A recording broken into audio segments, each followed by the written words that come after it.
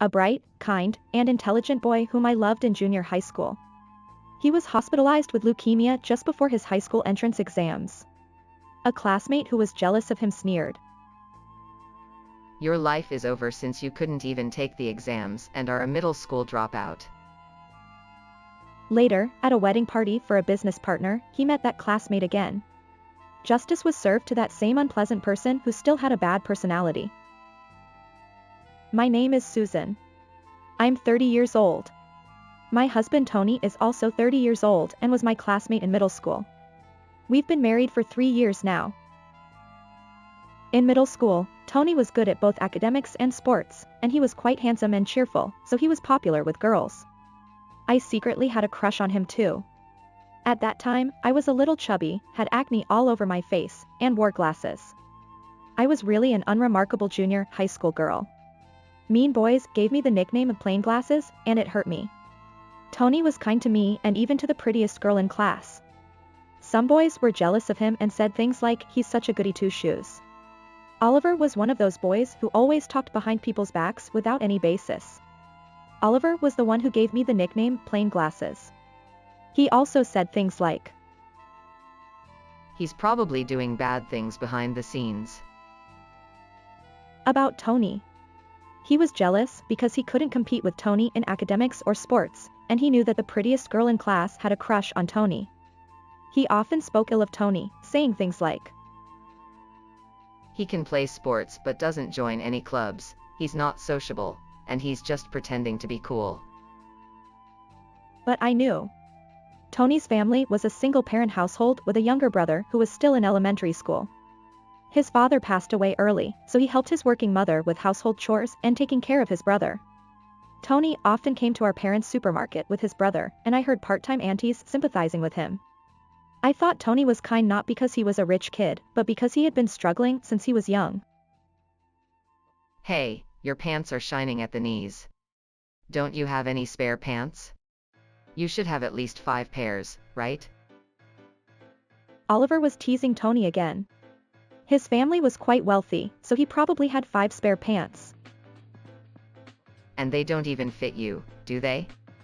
They're too short and look terrible," he said, laughing. It was true that they were short and showed my ankles. "Well, I grew taller all of a sudden. My parents said they would buy me new ones, but it's a waste of money.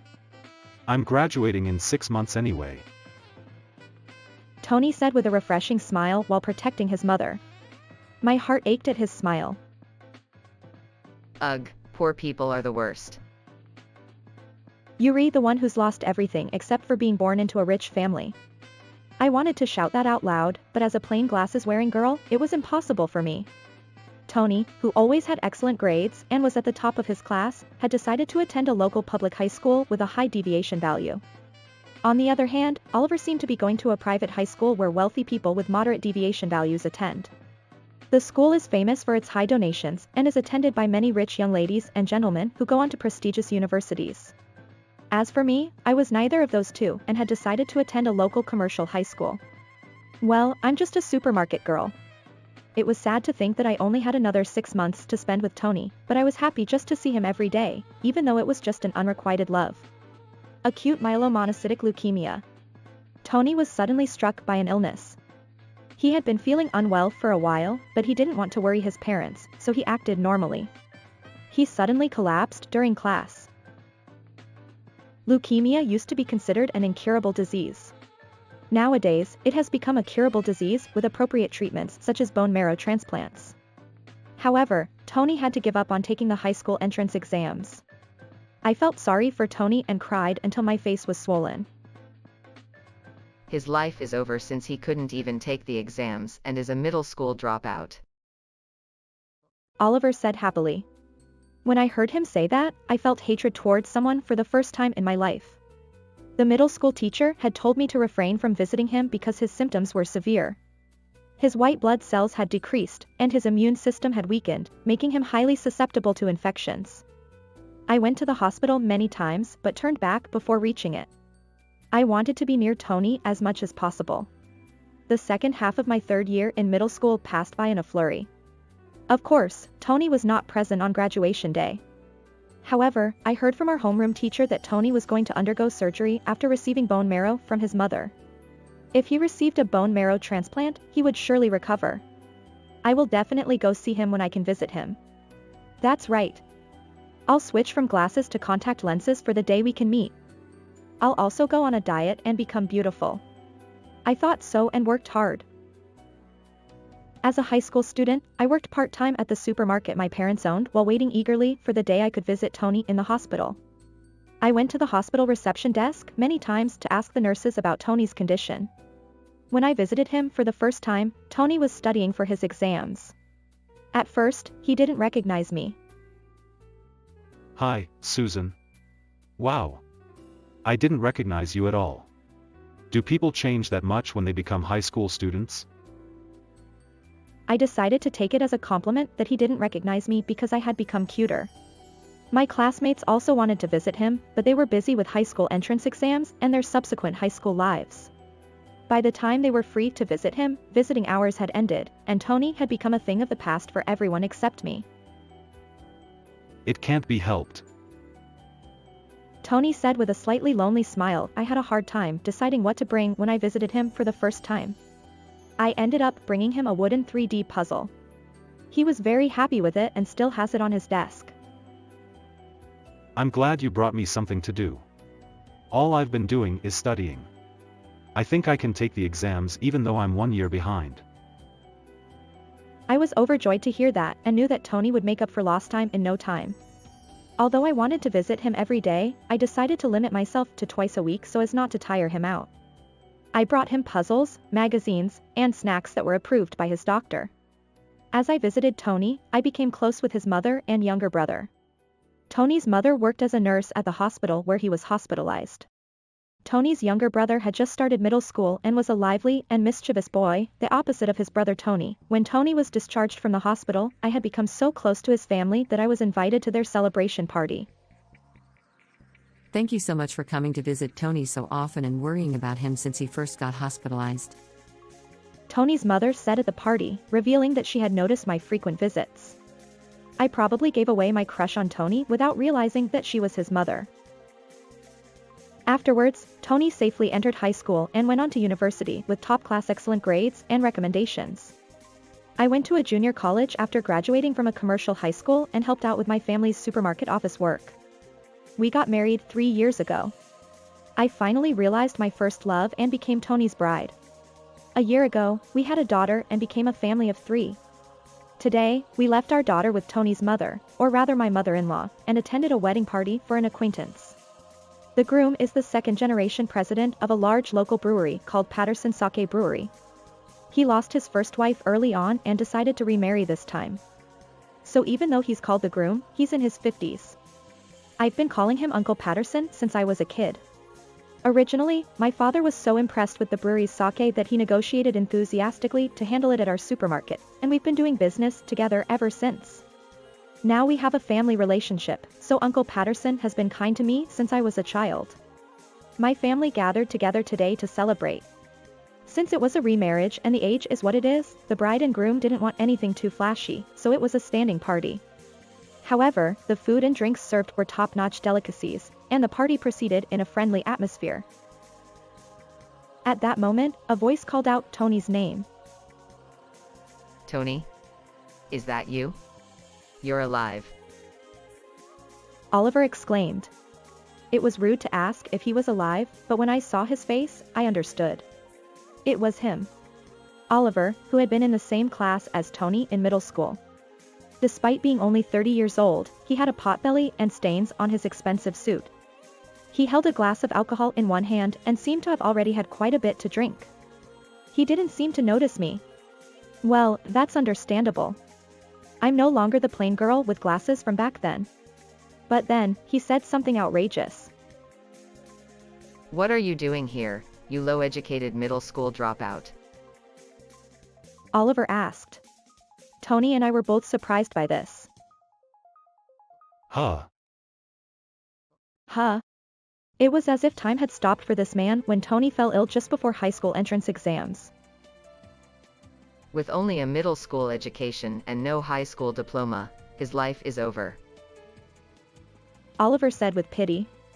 I remembered how happy Oliver had been when he said that back in our 3rd year of middle school. My anger boiled over once again. Oliver, is that you? You still haven't grown up at all. You could never compete with Tony no matter what you did, I said, finally telling Oliver what I had wanted to say all those years ago. What? Who is this woman? Oh, don't you remember me? I recognized you right away because you haven't changed at all, I said. In reality, the only thing that hadn't changed was his mean-spiritedness. He looked quite different from back then. He hadn't grown much taller, and his belly had grown while his hairline had receded. He looked like a middle-aged man who had lost his spark. Compared to Tony, who was tall and slim, Oliver was like a toad next to the moon. Hey Susan, calm down. Tony said, surprised by my outburst. Wait, Susan? You mean Susan? Wow. That plain girl with glasses has changed. Did she get plastic surgery or something? This man was the one who gave me that nickname that I never wanted to remember. And he was still as rude as ever. What are you two doing together? Didn't Susan run a supermarket or something? Did she marry into money? You don't need an education to run a supermarket, do you? Oliver continued, laughing and making assumptions. At that moment, Mr. Patterson, the groom's uncle, approached them with anger in his voice and asked, Who are you talking about? Oliver immediately became flustered and started to grovel. Oh, Mr. Patterson. Congratulations on your wedding day. Thank you for having us. Oliver's family was wealthy and owned several restaurants in town. We've been serving your drinks at our restaurant, and the customers love it. It's true that foodies know what's good. Oliver said, trying to flatter Mr. Patterson. Ignoring Oliver's flattery, Mr. Patterson said, You were talking about a middle school dropout with no education who works at a supermarket, right? Oliver stammered. No, that was just a conversation between us. He probably didn't expect to be caught. Oliver was at a loss for words. This supermarket has been doing business with my family for generations and has always understood and treated our drinks with care. Mr. Patterson said. Oliver tilted his head in confusion, unsure of what the groom's uncle was getting at. Mr. Patterson turned to Tony and said with a gentle smile, Tony, it's been a while. Thanks to you, I'm living a healthy life again. I was diagnosed with a rare form of cancer a year ago, but you were the one who found it. Thanks to you, I was able to get married again. You're my savior. What? You mean Tony is a doctor? Don't be ridiculous. He's just a middle school dropout. There's no way a poor middle school dropout could become a doctor. I couldn't hold back any longer and said, You were in the same class as Tony, so you know how talented he is, right? Even though he fell ill and was delayed by a year, he worked hard and was so talented that he received a scholarship and went on to become a doctor at a national university. You have no right to belittle him. I was about to cry because I knew how much effort Tony had put in. Oliver, your father is a good businessman and a respectable person, but I don't think you're ready to be his successor yet. What? Why not? We're not handling our sake properly. We're storing it in a place that's too warm and exposing it to sunlight. We're not serving it at the right temperature. I am sorry. I thought it would look better if we displayed it where customers could see it. Fresh sake should be stored in a cool, dark place at 5 degrees Celsius or below, away from sunlight or ultraviolet rays. That's how we've always done it at our supermarket. You're belittling people without any basis. I don't want to eat at a restaurant owned by someone who looks down on others because of their education. Patterson's uncle is cool. I'm sorry to your father, but I'll have to stop doing business with you. Oliver, huh? No, wait a minute. After that, No matter how much Oliver tried to make amends, Patterson's uncle continued to ignore him. Tony, Susan, I'm sorry for making you feel uncomfortable. Patterson's uncle shouldn't be apologizing. Rather, we as a couple are the root cause of the commotion. No, I feel better now. He hasn't changed at all since the old days. I've always hated him since then. This is what it means to let off steam. Is that so? I've never seen Susan so angry before. It was scary. I have to make sure not to make her angry. Tony said with a smile. Tony has a bit of an airhead side to him. That's also good. I'm sorry, I forgot. I could only blush. I would never vent my anger on Tony. I've loved him since junior high school and will always love him from now on. It seems that Oliver's father apologized and expressed gratitude to Mr. Patterson after the incident. He said, "I'm sorry for the trouble we caused. It seems I made a mistake in raising my son. From now on, I'll start from scratch and train him properly. Thank you very much." Apparently, he's currently undergoing strict training at a restaurant run by a tough craftsman chef, where he can't rely on his family connections. Oliver contacted me only once.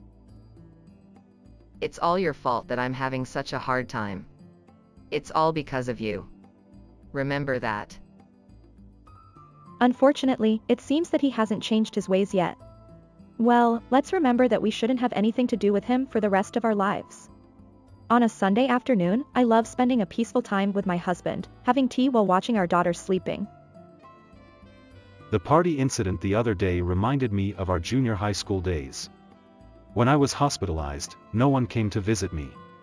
Well, that was because of my illness, but I was still lonely. I was really happy when Susan came to visit me. Susan is so beautiful now, and yet she's always been by my side. I'm really grateful. It was the first time Tony had talked to me like this. When I was a student, Susan always paid for our dates. And my illness is something that can't be said to never recur, so I was really hesitant to propose. If Tony hadn't proposed, I would have done it, I said. Thank you. I'm glad Susan is here. I'll do my best to make Susan and our daughter happy from now on. I'm glad I met Tony too. It's great that I've loved him for so long. I don't have to try hard because I'm already happy enough.